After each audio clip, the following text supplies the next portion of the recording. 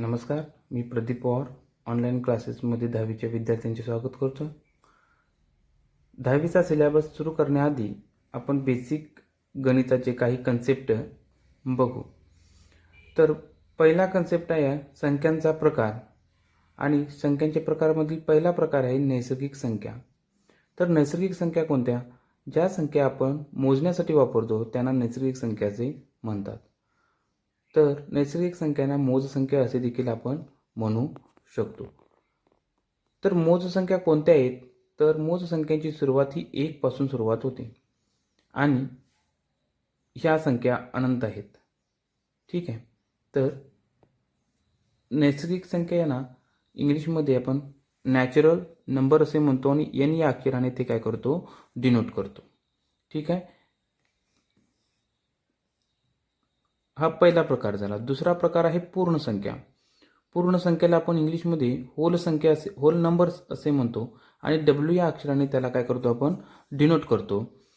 तर जे नैसर्गिक संख्या आहेत त्या नैसर्गिक संख्यामध्ये फक्त 0 मिळवला असता आपल्याला पूर्ण संख्या मिळतात. ठीक आहे. या नैसर्गिक संख्या आहेत त्या नैसर्गिक संख्यामध्ये आपण 0 मिळवले, 0 मिळवले तर आपल्याला पूर्ण संख्यांचा काय हा सट मिळतो. तर पूर्ण संख्यांची सुरुवात कुठून होते? 0 पासून होते. ठीक आहे. आणि ह्या संख्या देखील आहेत अनंत संख्या आहेत. त्यानंतर तिसरा प्रकार हा पूर्णांक संख्या, आणि त्याला आपण इंटिजर म्हणतो आणि आय ह्या अक्षराने आपण काय करतो? ते डिनोट करतो. तर आपल्याला संख्या रेषा माहिती आहे. संख्या रेषेवरती काय असणार आहेत?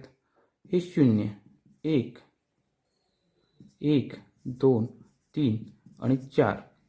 त्याच पद्धतीने डाव्या बाजूला -1, -2, -3. ठीक आहे. आणि सो ऑन. दोन्ही बाजूला या संख्या काय असणार आहेत? वाढतच जाणार आहेत. तर पूर्णांक संख्या म्हणजे काय? तर धनसंख्या, ऋण संख्या आणि 0 या सर्वांना मिळून काय होतं आहे? या सर्वांना मिळून पूर्णांक संख्या बनतात. ठीक आहे. तर पूर्णांक संख्या म्हणजे तुमच्या लक्षात आलं असेल, धनसंख्या, ऋणसंख्या आणि 0.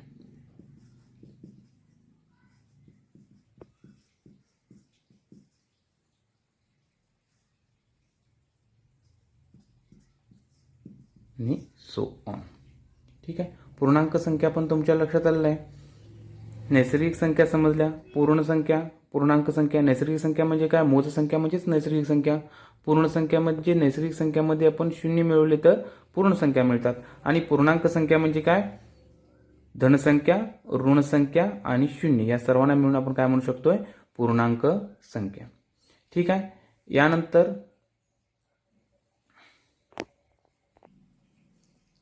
यानंतर आपण चौथा प्रकार समसंख्या.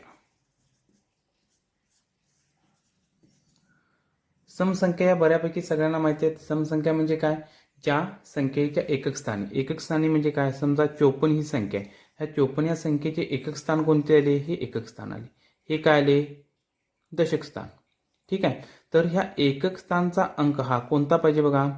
ह्या एकक स्थानी काय पाहिजे? 0, 2, 4, 6 आणि 8 यापैकी कोणतीही एक संख्या असेल तर ती संख्या काय असणार आहे? नैसर्गिक संख्या, ती काय असणार आहे? समसंख्या असणार आहे. तर विषम संख्या, मग त्यानंतरचा संख्यांचा प्रकार आहे विषम संख्या. मग विषम संख्या कोणत्या? तर ज्या संख्येच्या एकक स्थानी म्हणजे तुमच्या लक्षात आलेलं आहे, एकक स्थानच्या अंक काय पाहिजे? 0, 2, 4, 6, 8 असेल तर ती सम झाली. आणि यापैकी कोणतीही संख्या जर नसेल म्हणजेच कोणत्या असणार आहेत त्या? मग 1, 3, 5, 7 आणि 9. जर या संख्या असतील तर काय असणार आहे? ती संख्या काय असणार आहे? एखाद्या संख्येच्या एकक स्थानी 1, 3, 5, 7, 9 यापैकी कोणतीही संख्या असेल तर ती संख्या काय असणार आहे? विषम संख्या असणार आहे. समसंख्या आणि विषम संख्या तुम्हाला लक्षात आली. तर समसंख्येची उदाहरणं कोणती आहेत?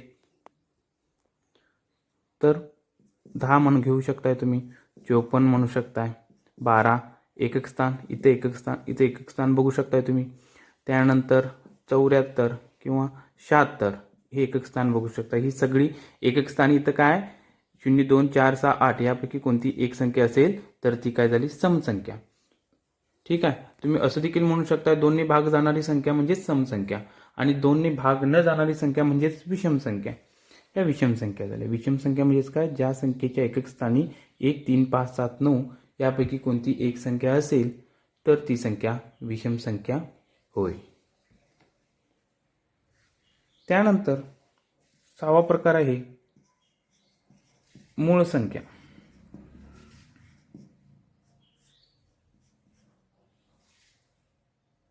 ज्या संख्येस मूळ संख्या म्हणजे काय बघा, एखादी संख्या आहे त्या संख्येला ती त्याच संख्येने, उदाहरणार्थ बघा 7 या संख्येला कोणत्या दुसऱ्या संख्येने भाग जातो का? नाही. तर 7 या संख्येला फक्त 1 आणि 7 या दोन संख्येने, म्हणजे एक तर तीच संख्या आणि 1 ने कोणत्याही प्रत्येक संख्येला भाग जातो. सर्व संख्यांना 1 ने काय होतो? भाग जातो. तर मूळ संख्या म्हणजे काय? 1 व तीच संख्या या दोन संख्येनेच जर त्या संख्येला भाग जात असेल तर ती मूळ संख्या होय. ज्या संख्येत त्याच संख्येने व एकाने भाग जातो त्या संख्येस मूळ संख्या असे म्हणतात. तर उदाहरणार्थ काय आहेत बघा यांची. उदाहरण 2, 3, 5, 7, 11, 13 आणि 16. मूळ संख्या म्हणजे लक्षात आलं. असं 3 ला कोणत्या संख्येनं भाग जातो का? नाही. 3 एके 3, 3 आणि 1 या दोनच संख्येने. 11ला बघा, 11ला देखील दुसऱ्या कोणत्याही संख्येने भाग जात नाही. 11 एके 11, 11 आणि 1 या दोनच संख्येने या 11ला काय होतो? भाग जातो. मूळ संख्या तुमच्या लक्षात आली. मूळ संख्या म्हणजे काय? तर कोणत्या कोणत्या संख्येने भाग जायला पाहिजे? ती संख्या आणि 1 या दोन संख्येव्यतिरिक्त इतर कोणत्याही संख्येने भाग जात नाही. ती संख्या म्हणजे मूळ संख्या होय. ठीक आहे.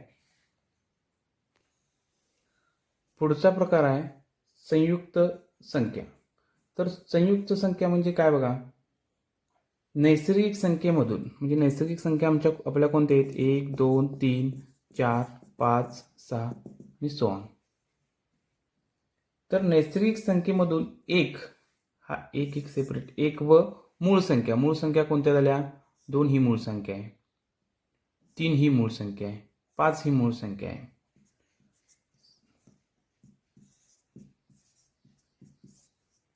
तसेच 7 ही मूळ संख्या आहे. ठीक आहे. 8 ही मूळ संख्या आहे का? नाही. का? तर 8ला कशाने भाग जातो? 1 न भाग जातोय, 8 न भाग जातोय, परत 2 न भाग जातोय, 2 चौक 8, त्याच पद्धतीने 4 ने भाग जातोय. त्यामुळे 8 ही मूळ संख्या नाही. लक्षात आलं? मग संयुक्त संख्या म्हणजे काय?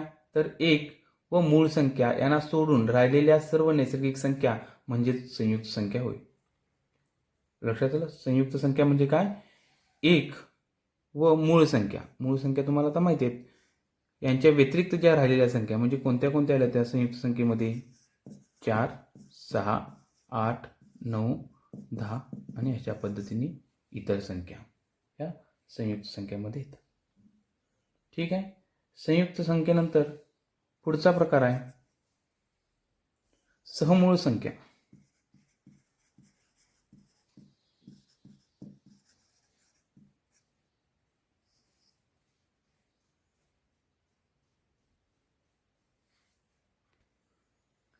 समूळ संख्या म्हणजे काय?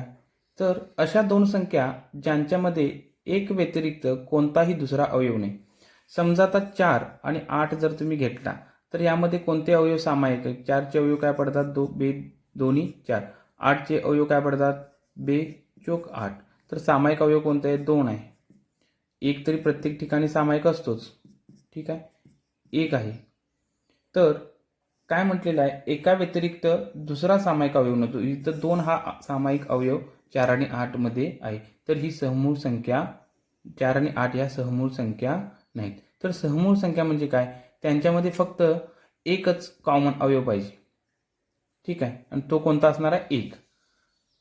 तर सहमूळ संख्या म्हणजे कोणत्या असणार आहेत? लगतच्या दोन संख्या ह्या सहमूळ संख्या असतात. उदाहरणार्थ 7 आणि 8 यामध्ये फक्त दोन्हीमध्ये कॉमन फक्त अवयव काय आहे?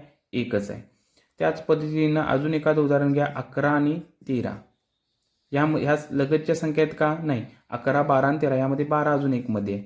तरी पण 11 आणि 13 मध्ये ह्या दोन्ही मूळ संख्या आहेत आणि मूळ संख्या देखील काय असणार आहेत, सहमूळ संख्या असणार आहेत.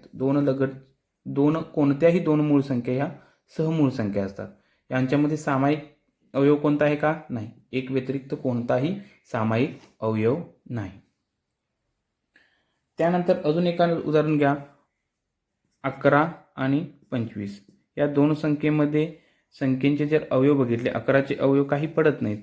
11 कारण का? 11 ही मूळ संख्या आणि 25चे 5×5 = 25 आणि 1 आहे. तसं 1 हा प्रत्येक संख्येचा काय असतो? अवयव असतोच. 1 ज्या दोन संख्येमध्ये एक व्यतिरिक्त कोणताही कॉमन फॅक्टर म्हणजे कोणताही सामायिक अवयव नसेल तर त्या दोन संख्या काय असतात? सहमूळ संख्या असतात. ठीक आहे. तर सहमूळ संख्येची उदाहरण आपण सांगू शकताय. उदाहरण काय असणार आहेत? 7, 8 लगतच्या संख्या, 2 मूळ संख्या. ठीक आहे. किंवा अशा पद्धतीची जर ह्या सर्व काय आहेत? सहमूळ संख्या आहेत. ठीक आहे. जोडमूळ संख्या. जोडमूळ संख्या म्हणजे काय बघा, हा नवा प्रकार आहे. तर मूळ संख्या 2, 3, 5, 7, 11 आणि 13 ह्या तुमच्या मूळ संख्या झाल्या आणि मूळ संख्यांच्या मध्ये आपल्याला संयुक्त संख्या पाहिजे. दोन मूळ संख्यांच्या मध्ये एक जर संयुक्त संख्या असेल तर ते काय असणार आहेत? जोडमूळ संख्या असणार. आता 2 आणि 3 मध्ये एकाची संख्या आहे का? संयुक्त संख्या आहे का? तर नाही. 3 आणि 5 मध्ये 4 ही संयुक्त संख्या आहे. 5 आणि 7च्या मध्ये 6 ही संयुक्त संख्या आहे. 7 आणि 11च्या मध्ये बघा किती संख्या आहेत? 8, 9 आणि 10 या 3 संख्या आहेत इथे. तर ही 7 आणि 11 जोडमूळ संख्या असणार आहे का? नाही. कारण इथं 3 संयुक्त संख्या आहेत. 2 आणि 3 मध्ये संयुक्त संख्या नाही आहे. 3 आणि 5 मध्ये एक संख्या आहे. 5 आणि 7 मध्ये सुद्धा एक संख्या आहे. म्हणजे 3 आणि 5 ही काय झाली? जोडमूळ संख्या झाली. त्याच पद्धतीने 5 आणि 7 ही देखील काय झाली? जोडमूळ संख्या झाली. 7 आणि 11 ही जोडमूळ संख्या नाही.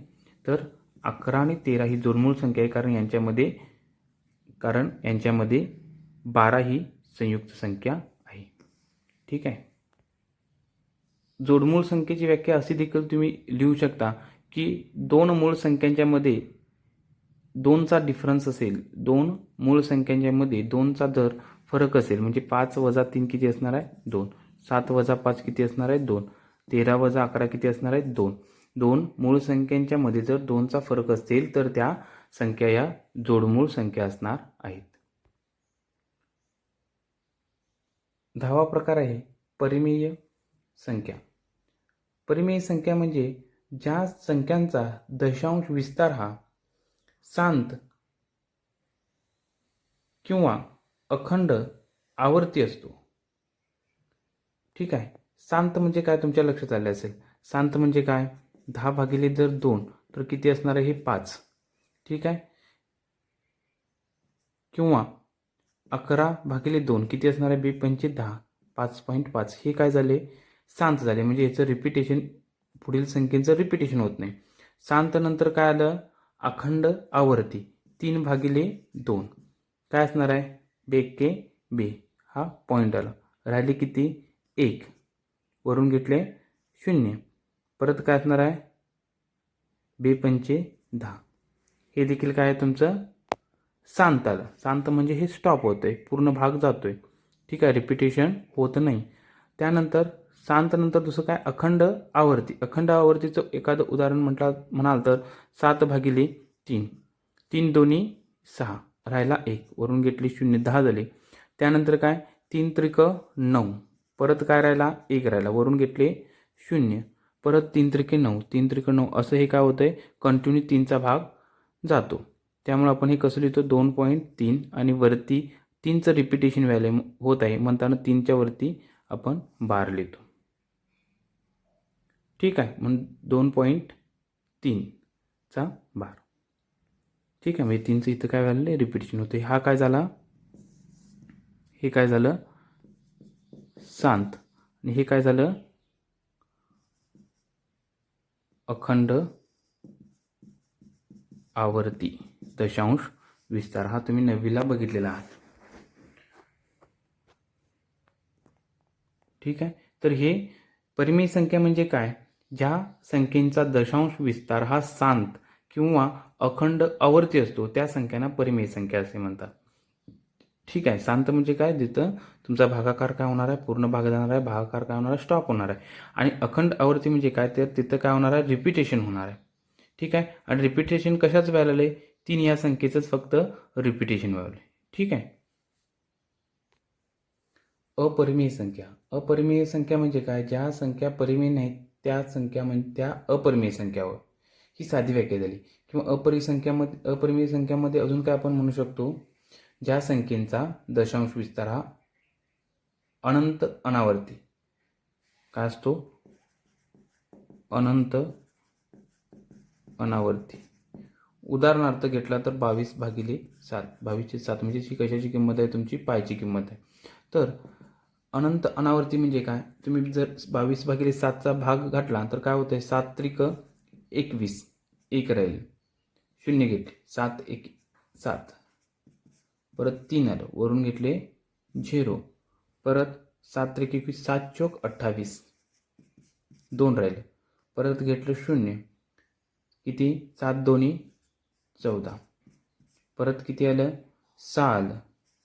वरून घेतले 0. अशा पद्धतीनं हा भागाकार आपण जो 22/7चा घेत आहे, करत आहे, त्याचा दशांश विस्तार आपण बघत आहे. तर दशांश विस्तारामध्ये कोणतीही संख्या रिपीट होत नाही. तर प्रत्येक वेळी नवीन संख्या येते आणि ही कोणती संख्या येते हे आपल्याला माहिती नाही. प्रत्येक वेळी भाग घालल तशी नवीन संख्या येत जाते. त्यामुळं हा जो दशांश विस्तार आहे हा अनंत आहे आणि अनावर्ती आहे.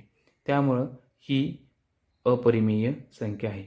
ठीक आहे. त्यानंतर अपरिमेय संख्येची उदाहरणं काय काय आहेत? पाय, त्यानंतर वर्गमुळात 2, वर्गमुळात 3, वर्गमुळात 5. ठीक आहे. या सर्व संख्या ह्या काय आहेत? अपरिमेय संख्या आहेत. आणि याचा लास्ट प्रकार वास्तव संख्या. वास्तव संख्या म्हणजे कोणत्या संख्या? तर परिमेय आणि अपरिमेय संख्या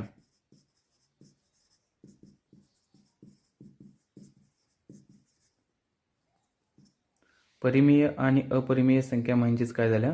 वास्तव संख्या. म्हणजे पूर्ण सगळ्या संख्या ज्या आहेत त्या परिमेय आणि अपरिमेय पूर्ण ज्या संख्या आहेत त्या सर्व काय आहेत? वास्तव संख्या असणार आहेत. कोणत्या? तर परिमेय असणाऱ्या 2 आहे, 3 आहे, 5.7 आहे. अपरिमेय संख्या वर्गमुळात 2 आहेत, पाय आहे, वर्गमुळात 3. ही वास्तव संख्येची उदाहरण. वास्तव संख्या म्हणजे काय? परिमेय संख्या.